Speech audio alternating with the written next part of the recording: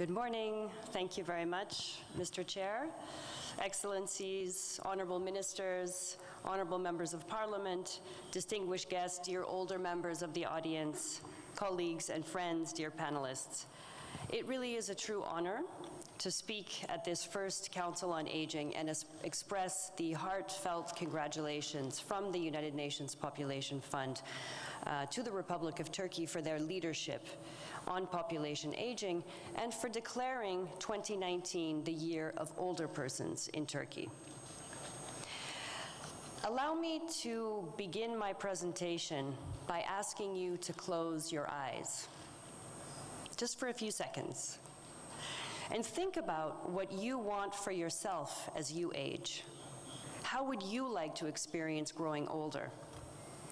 Would you like to experience it like 104-year-old Kwemet Kanem, who yesterday, the teacher who recited so beautifully the poetry, or like Bektaş Dede, whose hand grip at the age of 105 is as strong as it was at 20?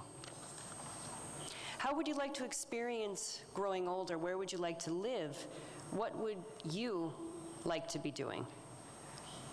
Almost universally, people answer those questions by saying that they would like to age in good health, in the comfort of a familiar home, spending time with friends, and celebrating life. Thankfully, that vision is becoming more and more a reality as countries advance in the development and implementation of healthy and active aging policies. But not all countries are yet prepared for the fact that by 2050, 22% of the world's population will be over 60. Here in Turkey, for example, as we've just heard, by 2050, about a quarter of the population will be over 60. That's 26 million people. So this really is the age of aging. And today I'd like to talk about three things that we need to do differently if we are to succeed and harness the benefits of population aging. First, we need to rethink the life course and what it really means to age. Second, we must recognize people's right to age well. And third, we need to pursue an all-government, all-society approach to active and healthy aging. What does this mean in practice? Well, let me start with the first point, rethinking the life course. We need to start by recognizing that many of our current policies and practices related to older age are based upon a tradition and outmoded view of the typical life course. It's still a common presumption that life is segmented into three broad categories. In the first phase, we learn, we go to school, sometimes we continue on to further studies. In the second phase, we move to employment for a lengthy period of our lives. And particularly for women, this middle phase often involves raising children and taking on other caring roles. Finally, in the third phase, we rest for an increasingly large amount of time before we die.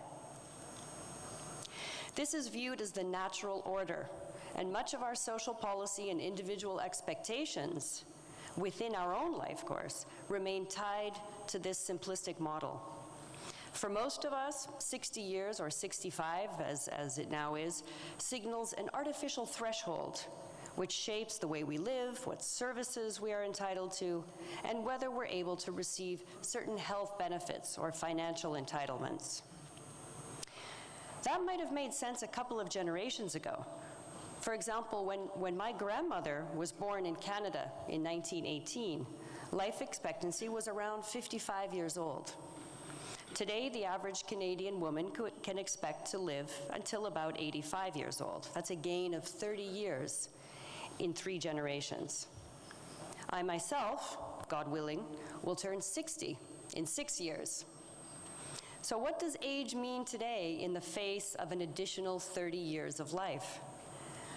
One of my inspirational colleagues and friends, Dr. Alexander Kalash, who is the head of Brazil's International Longevity Forum and also the former director of WHO's Department of Aging in the Life Course, says that life has stopped being a 100-meter dash and has become a marathon for which we must prepare both individually and socially. In the future, we need to be prepared to switch between learning, between work, much more than we did in the past. We also need to better understand the related demographic trends, some of which we heard about yesterday and today, like women in families choosing to have fewer children and at much older ages. Already today, more than 80 countries have total fertility rates which are below the replacement level. UNFPA is working with countries to support working women and families with children and helping to change societal norms to promote equal sharing of the responsibilities of child-rearing. Investing in gender equality also has a positive effect on how society can cope with aging, not only because it empowers older women, but also because we have seen that in highly developed countries, more gender equality in the workplace actually translates into higher fertility. We work across the globe to help support governments in understanding the interlinkages between these demographic trends, especially through generating and analyzing quality data. And there are a number of tools available, from the population situation analysis to the generations and gender surveys to national transfer accounts. As a supporter of active aging, UNFPA supports governments in the development of the Active Aging Index and active aging policies to achieve the 4 pillars of the Active Aging Policy Framework, which Professor Zaidi just spoke to us about. So I'd like to turn to my second point, that we must, and several speakers have already spoken to this, that we must recognize people's right to age well. A focus on the rights rather than on needs of older people is imperative. This is not to say that people do not have needs. They often have very specific needs. But beyond these are an individual's human rights, and citizens of modern progressive societies, in these places, all individuals have acquired rights to care, income, health, education, and social services. As people age, we remain valuable and dynamic members of society. So focusing on rights of older persons will result in more inclusive programs that empower and stimulate older people, their families, their carers, and health professionals. Focusing on rights also helps to recognize, prevent, and respond to vulnerable adults who are at risk of being harmed. And we really can't talk about rights of older persons without mentioning elder abuse, one of the last grand taboos of our era. In 2002, the World Health Organization initiated its first international research project on elder abuse. They found that elder abuse takes place within relationships where there would normally be an expectation of deep trust, like in the family. It can range from psychological to financial abuse to neglect, assault, and sometimes even death. In many cases, older victims of violence tend to be women. In 2014, UNFPA and Help Age International did a similar research study in Moldova called Breaking the Silence: Elder Abuse in Moldova. And sadly, it showed that domestic violence against older populations, especially women, was widespread, but often hidden from public eye. In fact, 32% of those interviewed were subject to abuse and violence by their own family members. In the beginning, older people didn't want to open up and talk about problems in their families, but while working with them, they revealed their stories little by little. One person admitted, "My grandchild is beating me up." Another confessed, "My son forces me to sign off the documents for the house in his name." To prevent this abuse, the Moldovan Ministry of Health, Labor, and Social Protection, with support of UNFPA, introduced prevention of violence towards older people within its strategy on gender-based violence. And of course, it's too soon to say that this abuse has been eliminated, but it is more out in the open and being actively addressed. Elder abuse can also be institutional. For instance, in the absence of comprehensive geriatric training, health professionals can be ill-equipped to fully understand the very nature of the multiple pathologies that are common in old age.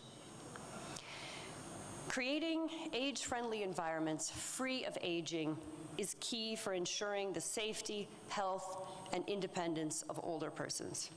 Social systems need to be enabled to address the needs of older persons, especially those living in poverty. And I think that the initiative of Turkey to make sure that all older people benefit from a pension and to increase the pension for older persons is really important in this context. Many older persons eventually do require care, a responsibility that typically falls on their families. But the current demographic trends, including global migration and low fertility, as well as rapid urbanization, have changed the nature of traditional family relations. So as the number of older people grow, families do need more support with caregiving. So we know that our approaches to old age remain rooted in out-of-date systems and stereotypes.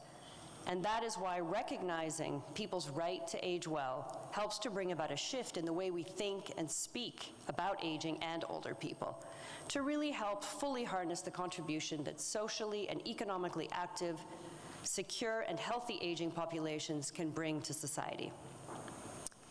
My third and final point is that we must pursue an all-government, all-society approach to aging. The only way we can effectively address the all-encompassing phenomenon of aging is by addressing it in an integrated and comprehensive manner from youth to old age.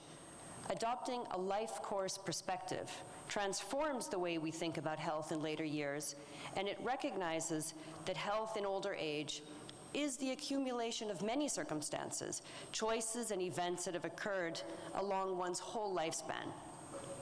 It's for this reason, and we've heard it today already, that we should not equate aging solely with older persons. Aging is actually about younger persons, and we need and should engage all generations in the dialogue on aging and on the right to age well. It's only if we bridge the elements together, and that really is the theme of this first Council on Aging, if we bridge the elements together, we will ensure that we have a coherent approach to aging that enables countries to realize the longevity dividend. UNFPA is happy to support as a partner on your side in addressing the issue of population aging. For the past 50 years, we've been working with countries on issues of population dynamics and development. We work in over 150 countries around the world, supporting the collection, analysis, and use of population data and the economic and social implications of aging. We convene and share examples of good practices to encourage comprehensive, coherent, and integrated approaches to aging. And we support countries formulate policies and programs in response to aging and concerns with low fertility.